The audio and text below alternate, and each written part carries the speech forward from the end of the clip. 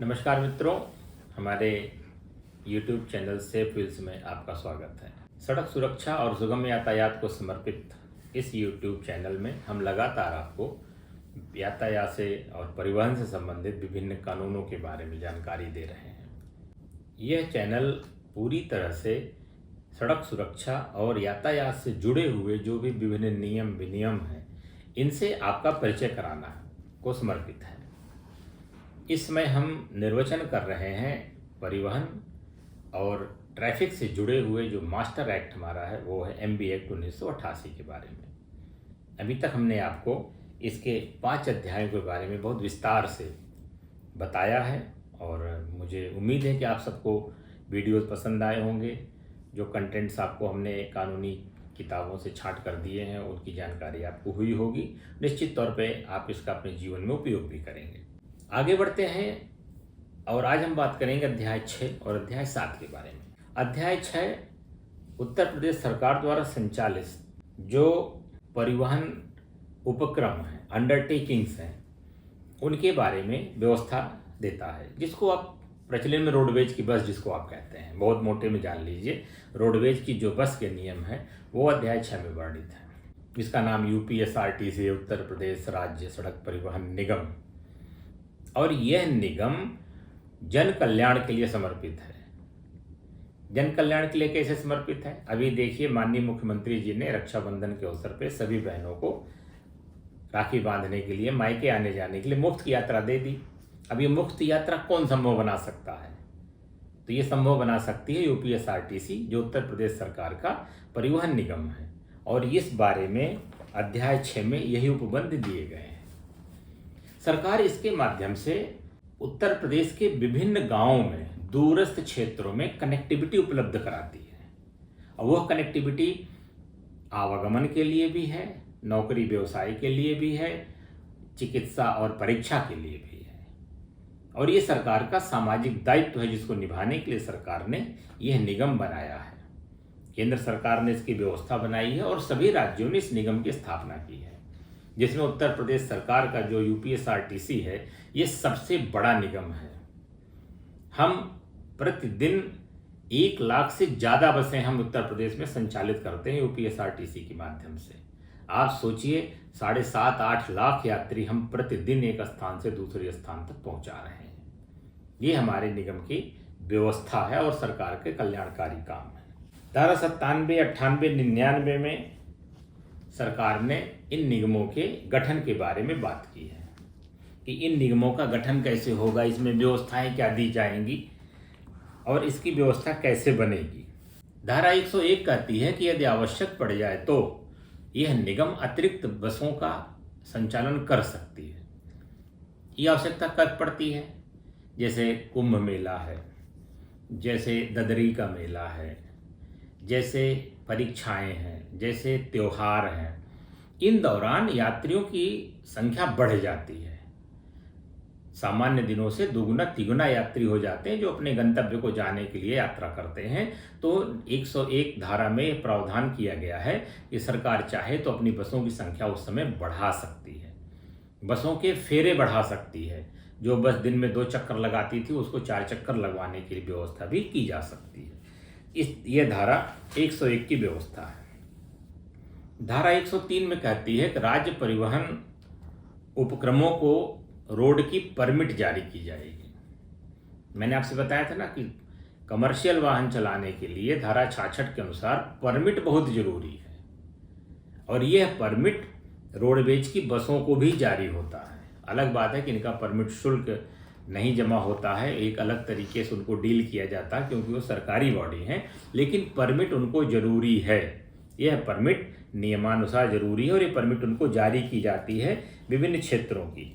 और धारा 104 के तहत उन क्षेत्रों और उन मार्गों को नोटिफाई किया जाता है कि इस बस को इस रोड से उस रोड तक चलने के लिए नोटिफाई किया जा रहा है। विभिन्न जनपदों में इनके डिपो होते हैं, आजमगढ़ डिपो, अयोध्या डिपो और इलाहाबाद डिपो, प्रयागराज डिपो, ये सब डिपो बनाए गए हैं। ये डिपो ही UPSRTC की स्थानीय इकाई होते हैं जिनसे बसों का संचालन किया जाता है। एक मज़ेदार इसमें नियम है, वो है नियम 106। जैसे आप सामान लेकर यात्रा करते हैं और मान लीजिए गाड़ी में सामान आपका छूट जाए तो क्या होगा। एमबी एक्ट कहता है, जैसा मैंने आपको ड्राइवर के कर्तव्य में बताया था, कंडक्टर के कर्तव्य में बताया था, कि वो उसका दायित्व तो है कि जो भी खोया पाया माल गाड़ी में पाएगा उसको ले जाके स्थानीय थाने में जमा कर देगा, उसको स्थानीय थाने में जमा कर देगा। लेकिन यूपीएसआरटीसी की नियमावली के अनुसार जो संबंधित डिपो का मैनेजर होता है, वो डिपो का मैनेजर उस माल की का कस्टोडियन होगा। यदि कोई यात्री आता है और अपना क्लेम करता है कि मेरा सामान फला फला तरह का गाड़ी में छूट गया था, तो यदि वह सामान कंडक्टर और ड्राइवर ने वहां जमा किया है तो वो उसको वापस देगा पहचान की कार्रवाई कराने के उपरांत।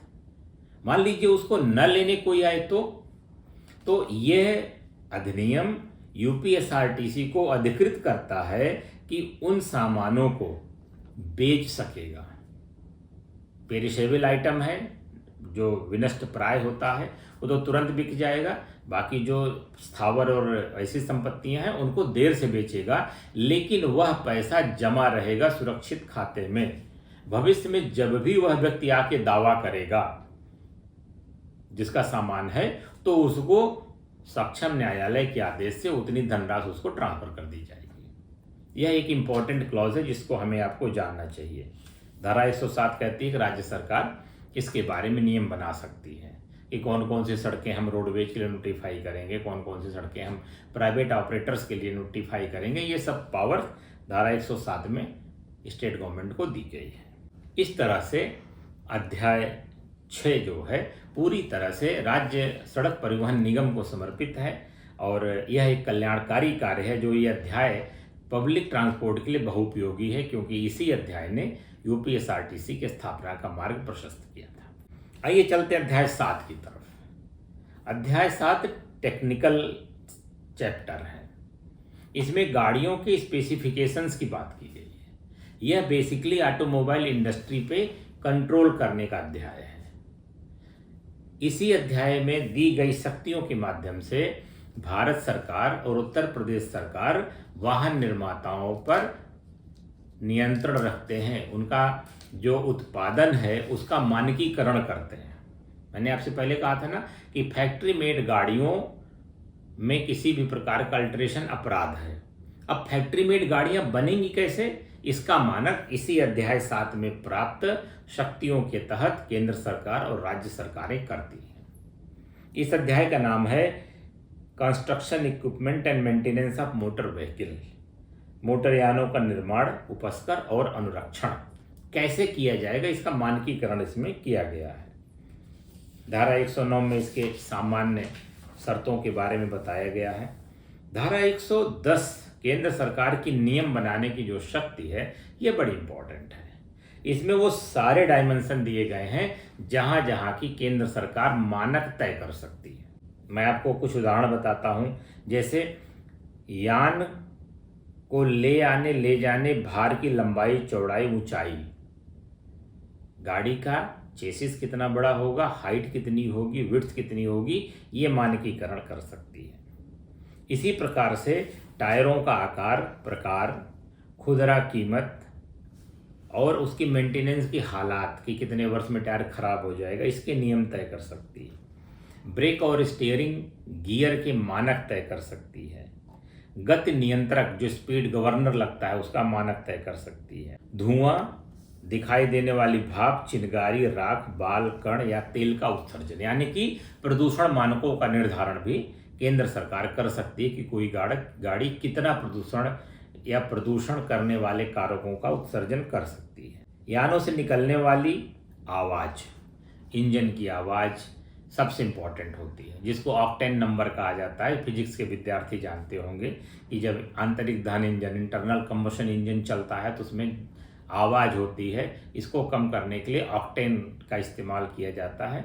जितना अधिक ऑक्टेन संख्या होती है उतना ही आवाज़ का उसका तुलनात्मक रूप से उत्पादन होता है, तो उसको नियंत्रित करने के मानक तय कर सकती है। सरकार ने इसके तहत चेसिस की संख्या, इंजन संख्या, चेसिस नंबर, इंजन नंबर और विनिर्माण की तारीख, ये चीज़ें गाड़ी पर अस्थायी रूप से इनग्रेव्ड होंगी, खुदी होंगी। ये मानक सरकार तय कर सकती है। इसी प्रकार से यान के अंदर निर्मित सुरक्षा के लिए जो व्यवस्था दी गई, जैसे सीट बेल्ट है, जैसे हैंडल है, जैसे बीम लगाई जाती है, बार लगाए जाते हैं, पिलर्स लगाए जाते हैं गाड़ी में, ये सब मानक सरकार तय कर सकती है। इसी प्रकार से चिन्हित किए जाने वाले यानों के वर्ग में उत्प्रेरक परिवर्तन का लगाया जाना। इसी प्रकार से सार्वजनिक यानों में दृश्य श्रव्य रेडियो या टेली रिकॉर्डर जैसी सुविधाओं का लगाया जाना, जैसे कि सीसीटीवी अंदर लगा दिया जाए, वॉइस रिकॉर्डर लगा दिया जाए। एक तरह से समझिए हवाई जहाज का जो ब्लैक बॉक्स होता है उस तरह की सुविधा हम बसों में भी, सार्वजनिक उपस्करों में भी दे सकते हैं। इसी प्रकार से सरकार यान के विक्रय के पश्चात वारंटी और उसके मानक तय कर सकती है। जो वारंटी गारंटी हम लोगों को मिलती है ना, ये भी नियम 110 के तहत ही तैयार किए जाते हैं। जो धारा 110 है ये शक्तियां हमें देती हैं। 110 का एक बड़ी महत्वपूर्ण धारा है जिसके बारे में मैंने आपको पहले भी एक बार बताया था। यह अधिनियम सरकार को अधिकृत करती है कि यदि कोई मोटर निर्माता कंपनी डिफेक्टेड गाड़ी बना देती है, तो ऐसी डिफेक्टेड गाड़ी जो पर्यावरण के लिए असुरक्षित है और सड़क में दुर्घटना जन्म दे सकती है, आम जनता की सुरक्षा के लिए खतरनाक है, तो ऐसी गाड़ियों को वापस लेने होंगे ऐसी कंपनियों को, जिसको हमने एक बार आपसे बताया भी था कि पावर टू रिकॉल। यह शक्ति सरकार को धारा 110 का के तहत दी गई है। इसके तहत कम से कम मुझे जहां तक याद है 3-4 बड़ी नामी गिरामी कंपनियों को अपनी गाड़ियां वापस लेनी पड़ी थी, क्योंकि उन गाड़ियों के प्रदूषण उत्सर्जन मानक नहीं मैच कर रहे थे। साथ ही साथ उन गाड़ियों की बनावट में ऐसा डिफेक्ट था जो दुर्घटना को बढ़ावा दे रही थी। यह बहुत बड़ी पावर सरकार को मिली है जो कि ऑटोमोबाइल कंपनियों पर नियंत्रण रखने के काम आती है। तो यदि आपकी गाड़ी में कोई इस प्रकार की तकनीकी खराबी है तो आप इसकी रिपोर्ट कर सकते हैं, ये गाड़ी वापस हो सकती है। और कभी कभी तो पूरा का पूरा बैच वापस होता है, पता लगा 10,000 गाड़ियों की पूरी लाट वापस लेनी पड़ जाती है। धारा 110 का कहता है कि जो गाड़ी बनाई जाएगी उसका प्रमाणन और अनुमोदन एक किसी न किसी ट्रेनिंग एजेंसी के माध्यम से किया जाएगा, और प्रत्येक ऑटोमोबाइल कंपनी ट्रेनिंग एजेंसी खोल सकती है जहां गाड़ियों की टेस्टिंग होगी। गाड़ी बना ली गई, उसकी एरोडायनेमिक्स है, उसकी ब्रेक है, उसकी बॉडी है, उसका इंटीरियर्स है, उसके टायर हैं, उसके ब्रेक्स हैं, इन सबको चेक करने के लिए हर ऑटोमोबाइल कंपनी एक टेस्टिंग सेंटर खोल सकती है और उस टेस्टिंग सेंटर का सर्टिफिकेशन और अप्रूवल गवर्नमेंट करेगी। ये धारा 110 के प्रावधान दिए गए हैं। धारा 111 में कहते हैं कि राज्य सरकार को नियम बनाने की छूट है। अब ये नियम किन विषयों में बना सकते हैं? सार्वजनिक यानों में बैठने की व्यवस्था और मौसम से यात्रियों का संरक्षण। यानी कि राज्य सरकार यह तय करेगी कि जो सवारी गाड़ी आप बनाएंगे, चाहे जीप हो, चाहे मैक्सी हो, चाहे वो टेम्पो ट्रेवलर हो, चाहे बसें हो, चाहे टूरिस्ट बसें हो, उसमें यात्रियों को बैठने के लिए सीटों की व्यवस्था सुरक्षित और साथ ही साथ मौसम के अनुरूप। ऐसा नहीं है कि गाड़ी पूरी बंद हो गई, गर्मी में वेंटिलेशन नहीं मिल रहा है, या शीशे सब टूटे हुए हैं, ठंडी हवाओं से आप एकदम सिकुड़े जा रहे हैं ठंड के मारे, या सारे शीशे टूटे हुए हैं, बरसात का पानी गाड़ी के अंदर जा रहा है। तो ये सब नियम बनाने की पावर सरकार को धारा 111 में दी गई है। इसी प्रकार से सरकार यह भी व्यवस्था कर सकती है कि हॉर्न के संबंध में संकेतकों के प्रयोग का प्रतिषेध, कि हॉर्न कहाँ नहीं बजाएंगे। गाड़ी में हॉर्न बना है बजाने के लिए, केंद्र सरकार का नियम है, हॉर्न बजाया जाएगा, लेकिन साइलेंस जोन की पावर स्टेट गवर्नमेंट को दी गई। यही नियम मैंने आपको एक बार साइलेंस जोन के बारे में बताया था कि सरकार चाहे तो किसी अस्पताल के पास, न्यायालय के पास, वृद्धा आश्रम और कोई बच्चों का अनाथालय हो, वहाँ सब शोर शराबा ना हो, वह ध्वनि प्रदूषण ना हो, इसके लिए साइलेंस जोन उसको घोषित कर सकती है। तो ये पावर उसी के तहत दी गई है। इसी प्रकार से ऐसे यात्रियों को ले जाना, प्रतिषिद्ध करना जिनसे क्षोभ का खतरा होने की संभावना हो। अब किन लोगों से क्षोभ आपको हो सकता है? मैंने आपसे बताया था, संक्रामक बीमारियों से ग्रसित लोग, मानसिक विक्षिप्तता के शिकार लोग, या ऐसे लोग जिनका पहनावा बहुत ही लापरवाहीपूर्ण और समाज के स्वीकार्य न हो, यानी गंदगी लपेटा हो, कोई ऐसा व्यक्ति हो, अगर कोई चाहे तो उसको नहीं ले जाएगा। सरकार ने इसके नियम बनाए दिए हैं। आपको मैंने बताया था ड्राइवर के कर्तव्य में संक्रामक बीमारियों से ग्रसित लोगों को गाड़ी में नहीं बैठाएगा। तो ये वैसे निषिद्ध लोगों को रोकती है। यह नियम, यह धारा शक्ति देती है कि इनको गाड़ी में बैठने से सरकार रोक सकती। इसी प्रकार से कहते हैं विहित प्राधिकारियों द्वारा यानों का नियतकालिक परीक्षण और निरीक्षण। विहितकालिक कौन लोग हैं? जैसे आरटीओ के कार्यालय में आरआई टेक्निकल होते हैं जो फिटनेस गाड़ी का देते हैं। तो सरकार इनके लिए फिटनेस का टाइम तय कर रही है। हर राज्य में अलग अलग नियम है कि 3 साल पे फिटनेस ली जाएगी, किसी गाड़ी की साल भर में ली जाएगी, किसी की 5 साल में ली जाएगी। तो फिटनेस के नियम भी सरकार बना सकती है। इसी प्रकार से रजिस्ट्री चिन्हों से भिन्न विशिष्टियों जो यान पे प्रदर्शित की जाती हैं। नंबर प्लेट तो केंद्र सरकार ही कहती है कि आगे पीछे नंबर प्लेट लगा होगा। दोनों की साइज CMVR में परिभाषित है। अक्षरों का मेक मॉडल मैंने आपसे बताया था कि अंग्रेजी भाषा के अक्षर होंगे और अंग्रेजी भाषा के अंकों में नंबर प्लेट लिखी जाएगी। और अब हाई सिक्योरिटी नंबर प्लेट्स लगाई जाएंगी ताकि जो रजिस्ट्रेशन नंबर है उसमें कोई फेरबदल ना कर सके या कैमरे से वो पढ़ी जा सके। ये कह रहे कि इसके अलावा भी यदि आपको कुछ गाड़ी पर प्रदर्शित करना है तो इसके नियम राज्य सरकार बनाएगी। जैसे परिवहन की बसों पर मालिक का नाम, मालिक का मोबाइल नंबर, मालिक का पता। स्कूल बसों पे ड्राइवर का नाम, ड्राइवर का मोबाइल नंबर। और जो परिवहन के कंटेनर्स हैं, टैंकर्स हैं, उसमें कौन सा तरल, कौन सा द्रव पदार्थ भरा हुआ उसका डिटेल। पेट्रोलियम प्रोडक्ट हैं, केमिकल प्रोडक्ट हैं, हैजार्डस केमिकल्स हैं, इन सब का डिटेल लिखा जाएगा। साथ ही साथ उनसे होने वाले नुकसान के लक्षण लिखे जाएंगे, उनसे बचने का उपाय लिखा जाएगा, उनके इलाज के उपाय लिखे जाएंगे। और आपने देखा होगा वो 2 हड्डियां क्रॉस करके सफ़ेद खोपड़ी रख दी जाएगी ताकि दिखाई पड़े को खतरनाक चीज़ जा रही है। तो ये सब जो स्पेसिफिकेशन है, ये नियम बनाने की पावर धारा 111 राज्य सरकार को देती है। इसी प्रकार से मोटर यानों के साथ ट्रेलरों का उपयोग, ये जो बड़े बड़े ट्रेलर गाड़ियाँ चलती हैं, जो ट्रैक्टर में ट्रालियाँ चलती हैं, इनके लिए राज्य सरकार इसके तहत नियम बना सकती है। इस प्रकार से अध्याय 7 उन तकनीकी विषयों को डील करता है जिन तकनीकी विषयों से गाड़ी के निर्माण, मेंटेनेंस और गाड़ी के साथ जुड़े हुए अन्य उपकरणों की व्यवस्था को नियमित किया जा सके। तो इस तरह से अध्याय 6 और अध्याय 7 गाड़ियों और UPSRTC से संबंधित है।